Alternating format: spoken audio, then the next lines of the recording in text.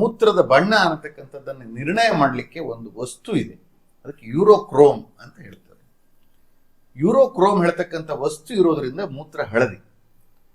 ನೀರಿನ ಪ್ರಮಾಣ ನೀವು ಮನೆಯಲ್ಲೆಲ್ಲ ನೋಡಿದ್ದೀರಿ, ಉಪ್ಪು ಮತ್ತು ನೀರಿನ ಮಿಶ್ರಣ ಜಾಸ್ತಿ ನೀರು ಹಾಕಿದಾಗ ಉಪ್ಪು ಕಾಣೋದಿಲ್ಲ, ಹೌದಾ? ಅದೇ ತರ ಜಾಸ್ತಿ ದ್ರವ ಪದಾರ್ಥ ಮೂತ್ರದಲ್ಲಿದ್ದಾಗ ನೀವು ಕುಡಿತಿರ್ತಕ್ಕಂಥ ದ್ರವ ಪದಾರ್ಥ ಜಾಸ್ತಿ ಆಯಿತು ಅಂತ ಆದರೆ ಹಳದಿಯ ಗಾಢತೆ ಕಡಿಮೆ ಆಗ್ತದೆ. ಸೊ ಅದು ದಿನಾನು ಇಷ್ಟೇ ನೀರು ಕುಡಿತಾನೆ ಮನುಷ್ಯ ಅಂತಿಲ್ಲ, ಅದಕ್ಕೆ ದಿನ ದಿನಕ್ಕೂ ಕೂಡ ಬಣ್ಣ ಬದಲಾಯಿಸ್ತದೆ. ಬಣ್ಣ ನಿಮಗೆ ಯಾವುದೇ ಕಾರಣಕ್ಕೂ ಕೂಡ ಹೆದರಿಸುವಂಥದ್ದಲ್ಲ. ಎಲ್ಲಿಯ ತನಕ? ಯಾವಾಗ ಮೂತ್ರದಲ್ಲಿ ಕೇವಲ ಕ್ಯೂ ಬರ್ತಾ ಇಲ್ವೋ, ಅಥವಾ ಮೂತ್ರ ಮಾಡಬೇಕಾದ್ರೂ ಉರಿ ಆಗ್ತಾ ಇಲ್ವೋ, ಅಥವಾ ಮೂತ್ರ ಗಾಢವಾಗಿ ಕೆಂಪಾಗುವುದಿಲ್ವೋ.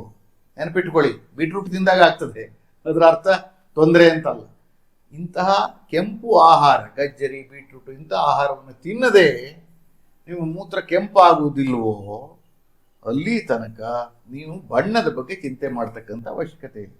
ಎಷ್ಟೋ ಬಾರಿ ಏನಾಗ್ಬಿಡ್ತದೆ ಅಂದರೆ ನಮ್ಮ ಜನ ಬಂದು ಹೇಳ್ತಾರೆ, ಸರ್ ನನ್ನ ಮೂತ್ರದ ಬಣ್ಣ ಇದೆಯಲ್ಲ ಅದು ಸ್ವಲ್ಪ ಹಳದಿ, ಜೊತೆಗೆ ಸ್ವಲ್ಪ ವಾಸನೆ ಮೂತ್ರ, ಏನು ಮಾಡಬೇಕು? ಮೂತ್ರ ಯಾವತ್ತೂ ಪರಿಮಳ ಅಲ್ಲ. ನಾನು ಒ ಪಿ ಡಿಯಲ್ಲಿ ಇರಬೇಕಾದ್ರೆ ಯಾವತ್ತು, ಅಂದರೆ ಔಟ್ ಪೇಷಂಟ್ ಹೊರರೋಗಿ ವಿಭಾಗದಲ್ಲಿ ಇರಬೇಕಾದ್ರೆ ಯಾವತ್ತೂ ಮಾತಾಡಲಿಕ್ಕಿದೆ. ಏನಂತೇಳಿ, ಮೂತ್ರದ ಏನು ಪರಿಮಳ ಅಥವಾ ನೀವು ವಾಸನೆ ಅಂತ ಏನು ಹೇಳ್ತೀರೋ ಅದು ಅಕಸ್ಮಾತ್ತಾಗಿ ಅತ್ಯಂತ ಸುವಾಸನೆ ಅಂತ ಆಗಿದ್ದರೆ, ನಮ್ಮ ಜಗತ್ತಿನಲ್ಲಿ ಸೆಂಟ್ ಇಂಡಸ್ಟ್ರಿ ಅನ್ನೋದೇ ಇರ್ತಿರ್ಲಿಲ್ಲ. ಯಾಕಂದ್ರೆ ಪ್ರತಿಯೊಬ್ಬ ಮನುಷ್ಯರು ಸೆಂಟ್ ಉತ್ಪಾದನೆ ಮಾಡ್ತಿದ್ದಲ್ವ. ಆ ಕಾರಣಕ್ಕೆ ವಾಸನೆಗೆ ತಲೆ ಕೆಡಿಸ್ಕೊಳ್ಬೇಕಂತ ಅವಶ್ಯಕತೆ ಇಲ್ಲ. ಎಲ್ಲಿಯವರೆಗೆ ಇದು ಅತ್ಯಂತ ಹೀನವಾದಂತಹ ವಾಸನೆಯನ್ನು ನೀಡುವುದಿಲ್ಲವೋ ಅಲ್ಲಿಯವರೆಗೆ ಮೂತ್ರದ ವಾಸನೆ ಅನ್ನತಕ್ಕಂಥ ತೊಂದರೆ ಅಲ್ಲ. ಒಂದು ನೆನ್ಪಿಟ್ಕೊಳ್ಳಿ, ಇವತ್ತು ನಿಮ್ಮನ್ನು ಗುರುಪ್ರಸಾದ್ ಅಂತ ಕರಿತೀವಿ, ನನ್ನನ್ನು ಗಜಾನನ ಅಂತ ಕರಿತೇವೆ. ಸೊ ನಮಗೆ ಕರೀಲಿಕ್ಕೆ ಒಂದು ವ್ಯವಸ್ಥೆ ಇದೆ, ನಮ್ಮನ್ನು ಗುರುತಿಸ್ಲಿಕ್ಕೆ ಒಂದು ರೀತಿ ನೀತಿ ಇದೆ. ಹಳೆ ಕಾಲದಲ್ಲಿ ಇದೇನೂ ಇರಲಿಲ್ವಲ್ಲ ಸ್ವಾಮಿ, ಹೇಗೆ ಗುರುತಿರ್ತಿದ್ರು? ಇವನ ಮೂತ್ರದ ಪರಿಮಳದ ಆಧಾರದ ಮೇಲೆ ಈ ಮನುಷ್ಯ ಇವ ಅಂತ ಗುರುತಿರ್ತಿದ್ರು. ಹೀಗಿರ್ಬೇಕಾದ್ರೆ ವಾಸನೆ, ಬಣ್ಣ ಮತ್ತು ಅದರ ಸಾಂದ್ರತೆ ಆಯಾ ಮನುಷ್ಯನ ಆರೋಗ್ಯಕ್ಕೆ ತಕ್ಕಂತೆ ಮತ್ತು ಆ ಥರ ಪ್ರತಿಯೊಬ್ಬ ಮನುಷ್ಯನಿಗೂ ಅದರದ್ದೇ ಆದಂಥ ಒಂದು ವೈಚಿತ್ರ್ಯತೆ ಇದೆ. ಅದನ್ನು ನನಗೆ ತೊಂದರೆ ಅಂತ ನೀವು ಅಂದುಕೊಂಡ್ರಿ ಅಂತ ಆದರೆ ನೀವು ಜೀವನ ಪರ್ಯಂತ ವೈದ್ಯರನ್ನು ಸಂಪರ್ಕಿಸುವುದನ್ನು ಬಂದು ಮಾಡೋದಿಲ್ಲ. ಆ ಕಾರಣಕ್ಕೆ ದಯವಿಟ್ಟು ಅದನ್ನು ತೊಂದರೆ ಅಂದ್ಕೊಳ್ಬೇಡಿ. ಎಲ್ಲಿ ತನಕ ನಾನು ಹೇಳಿದ್ದೇನೆ ಈ ಥರ ಅಂತೇಳಿ. ಆಮೇಲೆ ಇನ್ನೊಂದು ವಿಷಯ, ಮೂತ್ರ ಮಾಡಬೇಕಾದ್ರೆ ಉರಿ ಅಥವಾ ನೋವು ಆದರೆ ಏನು ಪ್ರಾಬ್ಲಮ್? ಎರಡು ಕಾರಣದಿಂದ ಆಗ್ತದೆ. ಒಂದು ಮೂತ್ರ ರೋಗದ ಸೋಂಕು, ಇನ್ನೊಂದು ಮೂತ್ರದಲ್ಲಿ ಕಲ್ಲಾದರೆ. ನೀವು ಎಷ್ಟೋ ಸಲ ಕೇಳಿರ್ಬೋದು, ತಡೆಯಲಿಕ್ಕೆ ಆಗದಷ್ಟು ಉರಿ ಆಗ್ತದೆ. ಮೂತ್ರ ಇನ್ನೇನು ಮುಗೀತದೆ, ಮೂತ್ರ ಮಾಡಿ ಮುಗಿಬೇಕು ಅನ್ನುವ ತಡಿಲಿಕ್ಕಾಗುವುದಿಲ್ಲ, ಆ ಥರ ಉರಿ ಆಗ್ತದೆ. ಇದಕ್ಕೆ ತೀವ್ರತರವಾದ ಶಂಕೆ. ಅದು ಆ ಉರಿ ಅದು ಯಾವಾಗ ಆಗ್ತದೆ ಅಂತಂದ್ರೆ, ಮೂತ್ರ ಚೀಲ ಯಾವಾಗ ಮುಚ್ಚಿಕೊಳ್ತದೋ, ಮೂತ್ರ ಖಾಲಿಯಾಗಿ ಆವಾಗ ಉರಿ ಆಗ್ತದೆ ಅಂತ ಆದರೆ ನಿಮ್ಮ ಮೂತ್ರ ಚೀಲದಲ್ಲಿ ಕಲ್ಲಾಗಿದೆ ಅಂತ ಅರ್ಥ ಆಯ್ತಾ?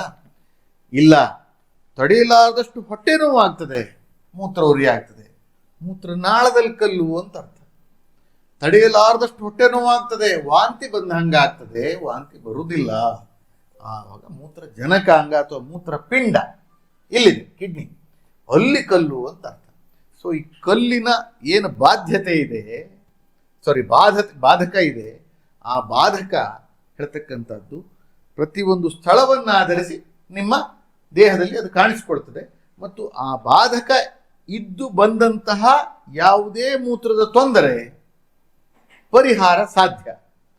ಬಾಧಕವೇ ಇಲ್ಲದೆ ಕೆಂಪಾಗಿ ಮೂತ್ರ ಬಂತು ಅಂತಾದ್ರೆ ಏನು ಅಂತ ಅಂದ್ಕೊಳ್ಬೇಕು, ಅದನ್ನು ಪರೀಕ್ಷೆ ಮಾಡಿಸ್ಬೇಕು. ಅಕಸ್ಮಾತ್ ಅದು ರಕ್ತ ಅಂತ ಆಯಿತು ಅಂತ ಆದರೆ ಮೂತ್ರ ಚೀಲದಲ್ಲೂ ಕೂಡ ಒಂದು ನಾವು ಅದನ್ನು ದುರ್ಮಾಂಸ ಅಂತ ಹೇಳ್ತೇವೆ, ಅದನ್ನ ಕ್ಯಾನ್ಸರ್ ಅಂತಲೂ ಕರಿಬಹುದು. ಅಥವಾ ಇದಕ್ಕೆ ನೀವು ಏನು ಹೇಳ್ಬೋದು, ಎಲ್ಲದೂ ಕ್ಯಾನ್ಸರ್ ಅಲ್ಲ, ರಕ್ತ ಮಾಡ್ತಕ್ಕಂಥದ್ದು, ಆದರೆ ಕ್ಯಾನ್ಸರ್ ಇರಬಹುದು ಅಂತಕ್ಕಂಥ ಒಂದು ಅರ್ಬುದ ಕಾಯಿಲೆ ಅಂತ ಹೇಳ್ತೇವೆ. ನಾನು ಯಾಕೆ ಕ್ಯಾನ್ಸರ್ ಅಂದೆ ಅಂದರೆ, ಅಚ್ಚ ಕನ್ನಡದಲ್ಲಿ ಹೇಳಿದ್ರೆ ಎಷ್ಟೋ ಸಲ ತಿಳಿಯುವುದಿಲ್ಲ, ಆ ಕಾರಣಕ್ಕೆ ಕ್ಯಾನ್ಸರ್ ಅಂತ ಹೇಳಿ.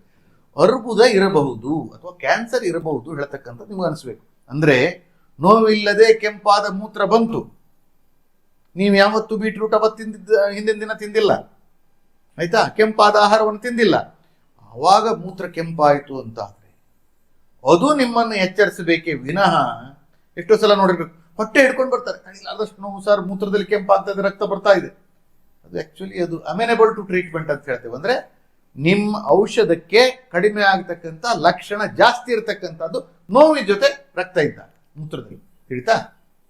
ಸೊ ಆ ಕಾರಣಕ್ಕೆ ಬಣ್ಣ, ವಾಸನೆ, ಸಾಂದ್ರತೆ ಹೇಳ್ತಕ್ಕಂಥದ್ದು ಅದರದ್ದೇ ಆದಂಥ ವಿಶೇಷತೆ ಇದೆ.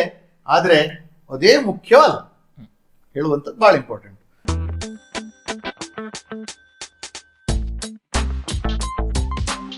ವೀಕ್ಷಕ ಮಹಾಪ್ರಭುಗಳೇ, ನಮ್ಮ ಚಾನಲ್ ಅನ್ನು ಸಬ್ಸ್ಕ್ರೈಬ್ ಮಾಡಿ, ಶೇರ್ ಮಾಡಿ, ಪ್ರೋತ್ಸಾಹಿಸಿ.